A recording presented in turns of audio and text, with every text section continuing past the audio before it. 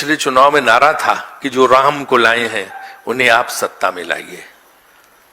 तो अब जिन्होंने राम को लूटा है उनकी क्या सजा है?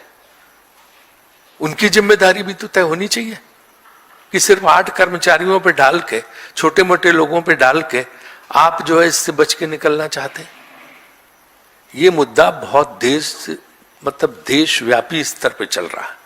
हर तरफ हर लोग इस पे जो है सक्रिय हैं और सबको बेहद चिंता है, सबको बहुत बड़ा झटका और धोखा लगा है। तो इसलिए जो है इस मुद्दे को हमने, कांग्रेस पार्टी उठा रही है, क्योंकि जो दक्षिण भारत की महिलाएं आती थी वहां पे एक परंपरा है कि जो वो पहने होती हैं, जो आभूषण या जेवर, ज्वेलरी, वो सब डाल देती हैं। इतने सालों से, 10 सालों से जो ज्वेलरी, जो आभूषण, जो जेवर आ रहे थे, उनकी कोई रिकॉर्ड ही नहीं बना है।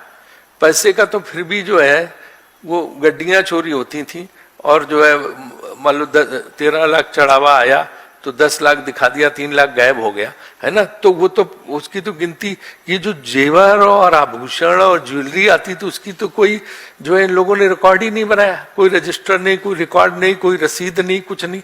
और एक लंबी चौड़ी फहरिस्त है जो लोगों ने शिकायत करने का सिलसिला शुरू हुआ है कि हमने ये दिया था, हमने ये दिया था, हमने ये दिया था, उसकी हमें रसीद आज तक नहीं आई। तो उसका तो कितने 100 करोड़ का, कितने 1000 करोड़ का जेवर था, आभूषण थे, उनका तो कुछ पता ही नहीं।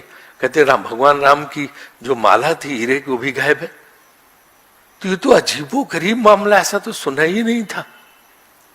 तो ये जो है ये अब मेरे हिसाब से राजनीतिक मुद्दा नहीं, एक बहुत बड़ा धार्मिक मुद्दा है जिसपे हर एक की चिंता है और उसकी जिम्मेदारी से कोई बच के निकल सकता नहीं है।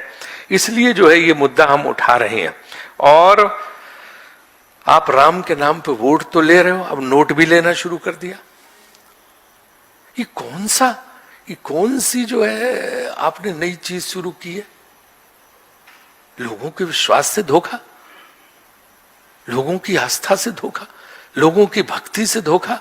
भगवान राम से जो लोगों की अगाध आस्था है उस पे ये चोट है, उन लोगों के साथ ये धोखा है। तो इसलिए ये मुद्दा हम उठा रहे हैं।